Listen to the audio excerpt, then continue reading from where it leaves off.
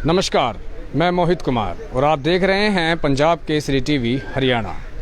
इस वक्त मैं गुरुग्राम के जो बस स्टैंड है उसके डिपो के कार्यशाला के बाहर खड़ा हूं। कार्यशाला हरियाणा राज्य परिवहन। मैं आपको बता दूं कि गुरुग्राम स्वास्थ्य विभाग और हरियाणा रोडवेज के ने मिलकर एक ऐसी सुविधा शुरू की है जो लॉकडाउन के दौरान, कोविड संक्रमण के दौरान लोगों को राहत पहुंचाने का काम करेगी।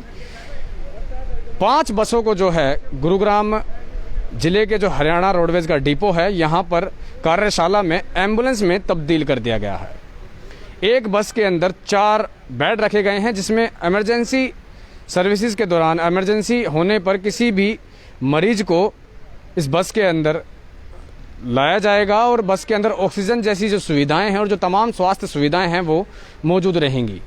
जो मरीज होंगे उनको घर से अस्पताल तक पहुंचाने के बीच जो ऑक्सीजन की कमी होती है और ऑक्सीजन ना मिलने के कारण बहुत से मरीज जो हैं काफ़ी उनको नुकसान उठाना पड़ता है, जान गंवानी पड़ जाती है। ऐसे में ये स्थिति ना देखने को मिले, जिसके चलते गुरुग्राम स्वास्थ्य विभाग और हरियाणा रोडवेज का जो गुरुग्राम डिपो इकाई है इसने 5 बसों को आज एम्बुलेंस बनाया है। मैं तस्वीरें आपको सीधे तौर पर उन बसों की दिखाऊंगा। ये वो कार्यशाला है जिसकी हम बात कर रहे हैं और इस कार्यशाला के अंदर ही जो है इन बसों को तैयार किया जा रहा है। हालांकि 2 बसों को तैयार कर दिया गया है और बाकी की 3 बसों को भी तैयार किया जा रहा है और पूरा काम जो है लगभग ख़त्म हो चुका है। इनको भी स्वास्थ्य विभाग को बहुत जल्द हैंडओवर कर दिया जाएगा। हम आपको बस की सीधी तस्वीरें जो हैं अंदर किस तरीके से बस बनाई गई हैं, तैयार की गई हैं, वो दिखाऊंगा मैं आपको और फिर जानकारी भी हम पूरी आपको देंगे कि किस तरीके से इन बसों को जो है तैयार किया गया है। हम बस की ओर चलते हैं और ये वो एम्बुलेंस बस बनाई गई हैं रोडवेज की, आप देख सकते हैं। इन बसों के अंदर मरीजों को जो है अस्पताल तक ले जाने का काम किया जाएगा और इन बसों में जो समस्त जो सुविधाएं हैं स्वास्थ्य संबंधी वो पूर्णतः जो है यहाँ इसमें उपलब्ध होंगी। हम बसों की तस्वीरें आज आपको दिखा दें सीधे तौर पर पंजाब केसरी पर लाइव कि कैसी ये बसें हैं अंदर से। ये हैं बस की तस्वीरें। ये जो जिन बेड्स की हम बात कर रहे थे वो 4 बेड हैं जिन पर मरीजों को जो है यहाँ लिटा दिया जाएगा और ये मेडी बॉक्स है जिसके अंदर पीपी किट या फिर जो दवाइयाँ हैं वो उपलब्ध होंगी और इस जगह पर जो है ऑक्सीजन सिलेंडर जो है लगाया जाएगा। बस को पूर्णतः तैयार कर लिया गया है। बस जब इसको हैंडओवर किया जाएगा तो उसी समय इस बस के अंदर ऑक्सीजन सिलेंडर भी उपलब्ध करा दिए जाएंगे और ऑक्सीजन सिलेंडर के माध्यम से जो ऑक्सीजन की किल्लत लगातार देखने को मिल रही थी, मरीजों को काफ़ी परेशानियां जो होती थी, ऐसे में 4 मरीजों को एक बस ले जाने का काम करेगी अस्पताल तक और जो उसकी तबीयत खराब होने पर ऑक्सीजन की आवश्यकता पड़ती है उस आवश्यकता को भी पूरा करने का ये बसें काम करेंगी। इधर मैं दिखाऊं आपको कि सैनिटाइज़र बॉक्स भी बनाया गया है जहाँ पर सैनिटाइज़र रखे होंगे। हालांकि ये भी हैंडओवर नहीं की गई है। हैंडओवर करते समय पूर्णतः इस मशीन को जो है इस पूरी बस को तैयार कर दिया जाता है और हैंडओवर करने के बाद ही सुचारू रूप से काम करना शुरू कर देती हैं। अब ये हरियाणा रोडवेज की जो कार्यशाला है जहाँ पर इन बसों को तैयार किया जा रहा है, फ़िलहाल ये वहाँ खड़ी हैं। 3 बसें फ़िलहाल यहाँ हैं और 2 को स्वास्थ्य विभाग को हैंडओवर कर दिया गया है।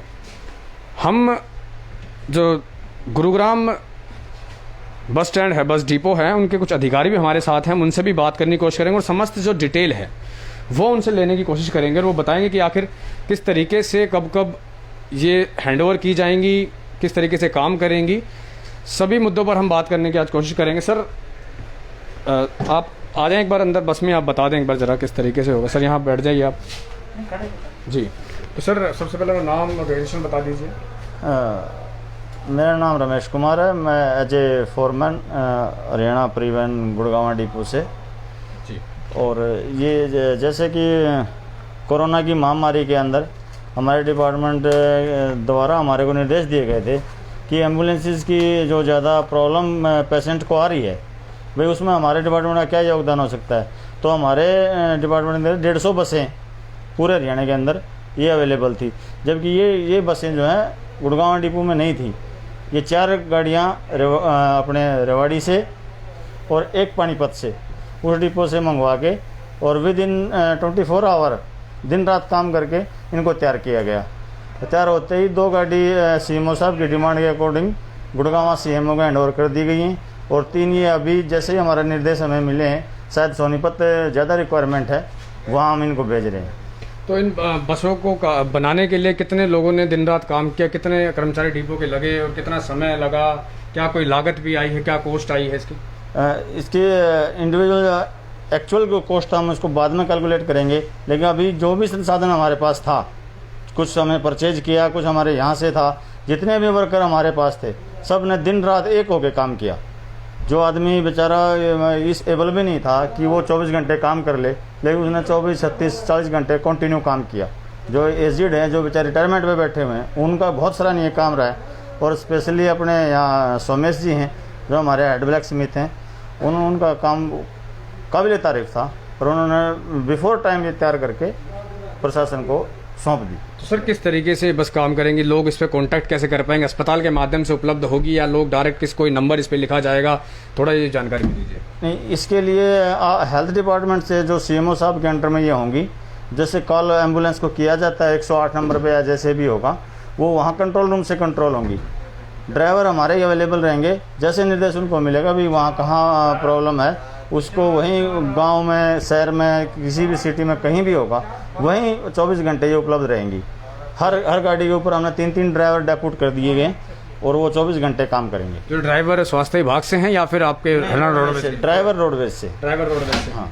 और अदर डिपार्टमेंट है वो हेल्थ डिपार्टमेंट का तो ये पूर्णतः स्वास्थ्य विभाग के पास ही रहेंगे, फिर शाम को काम खत्म करने के बाद या दोबारा से सैनिटाइजेशन होने के लिए यहीं कार्यालय लाया जाएगा, या फिर अब उसके बाद स्वास्थ्य विभाग से सारी देखरेख करेगा? देख रेख इसकी स्वास्थ्य विभाग, जो टेक्निकल प्रॉब्लम होगी वो हमारे कॉल करेंगे, कुछ चलती माती हैं वो हम अटेंड करेंगे, अदरवाइज और क्लीनिंग का, सैनिटाइज का, वो सब हेल्थ डिपार्टमेंट का। सर कोई ऐसा कोई खास आदेश भी ऐसा है कि इन 5 के बाद अब और बसें जो खाली खड़ी हैं डिपो के अंदर अलग अलग हरियाणा में, क्या उनको भी बनाने की कोई ऐसी कोई जानकारी अभी आई है आपके पास? नहीं, वो ऐसी कोई जानकारी नहीं आई है, ये सब हमारे लेवल पे होता भी नहीं। जैसा ही निर्देश हमारे सरकार का आता है, हमारे मिनिस्टर जी और हमारे DG साहब की तरफ से, हम उसी को फॉलो करते हैं। सर क्या क्या सुविधाएं इस बस के अंदर जरा आप बता दीजिए। इस बस में जैसे हमारे पास हमारा ये सबसे पहले कोई पेशेंट ज़्यादा प्रॉब्लम है उसके लिए स्ट्रेचर है जो हमने बनाया है। स्ट्रेचर पे पेशेंट को ला के बेड पे उसको कन्वर्ट करके हमने फैन इसमें प्रोवाइड करवा दिए हैं गर्मी को देखते हुए। और इसमें सब ये अपने बॉक्सेस वगैरह हैं, फायर एक्सटिंग्विशर आगे लगा हुआ है, ऐसी कोई ना जरूरत पड़े। और बताइए सर। सैनिटाइज अपने इसके ऑक्सीजन सिलेंडर के लिए अपना माउंटिंग हमने स्टैंड बना दिया है। जैसे सिलेंडर इसमें प्रोवाइड होगा तो एक बड़ा सिलेंडर होगा तो 2 पेशेंट को वो कवर कर लेगा। अच्छा, तो इसमें 2 सिलेंडर होंगे, 4 बेड हैं? 4 बेड।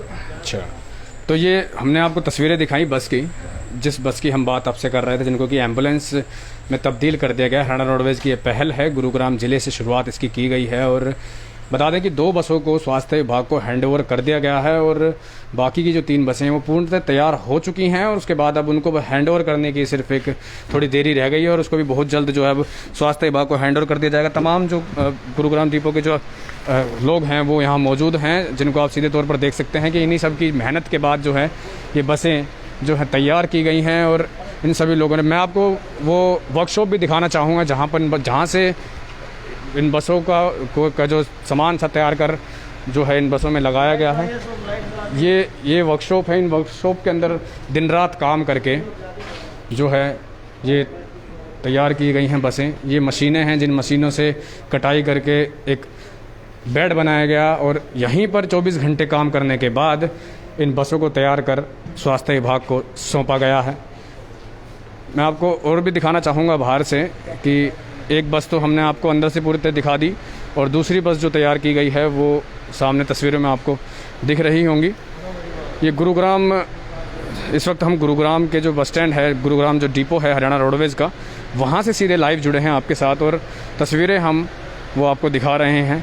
तो सीधे तौर पर मैं आपको बता दूँ कि इन बसों को एम्बुलेंस बनाने की जो आवश्यकता पड़ी वो सबसे बड़ी थी कि जो जिस तरीके से आपने देखा होगा कि एम्बुलेंस चालक जो थे वो पर किलोमीटर का बहुत ज़्यादा पैसा जो तो चार्ज कर रहे थे, जिसको लेके हालांकि गुरुग्राम के डिप्टी कमिश्नर डॉक्टर यश गर्ग ने रेट भी तय किए, मगर उसके बावजूद भी कुछ परेशानियां जो थी, एम्बुलेंस चालक जो हड़ताल पर चले गए थे नाराज़गी पेश कर रहे थे। ऐसे में हरियाणा सरकार ने फैसला लिया कि एम्बुलेंस की अगर ज़्यादा दिक्कतें आती हैं तो हर ज़िले में ऐसे एम्बुलेंस को प्रोवाइड किया जाए, और उसी तरीके से जो है 5 एम्बुलेंस गुरुग्राम में तैयार की गई हैं, 2 हैंडओवर कर दी गई हैं और 3 को तैयार कर लिया गया है। बस हैंडओवर करने के बाद अब जिला प्रशासन या फिर रोडवेज़ और हरियाणा सरकार ये तय कर पाएगी आखिर बची हुई 3 बसों को किस ज़िले में दिया जाता है, या फिर ये भी हरियाणा में ही काम करेंगी।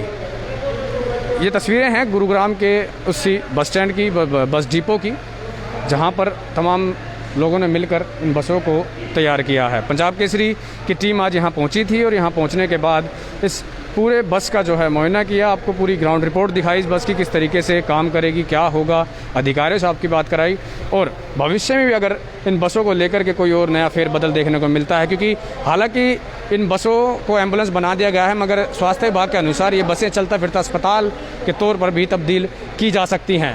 इन बसों के अंदर और जो फैसिलिटीज़ होती हैं, चाहे वो ICU की हो या फिर और इससे बेहतर जो सुविधाएं स्वास्थ्य विभाग द्वारा दी जाती हैं, वो भी भविष्य के अंदर देखने को मिल सकती है। मगर फ़िलहाल एक शुरुआत की गई है एम्बुलेंस के तौर पर। इस शुरुआत करना ही बहुत ज़रूरी होता है। शुरुआत के बाद तब्दीलियाँ, बदलाव बहुत आसानी से कर लिए जाते हैं, मगर जब तक शुरुआत ना की जाए तो कैसे लोगों का भला हो सकेगा। इस खबर से संबंधित और भी जानकारी जैसे जैसे हमारे सामने आती जाएंगी वो हम अपनी खबर के माध्यम से आपको सीधे तौर पर लाइव दिखाते रहेंगे।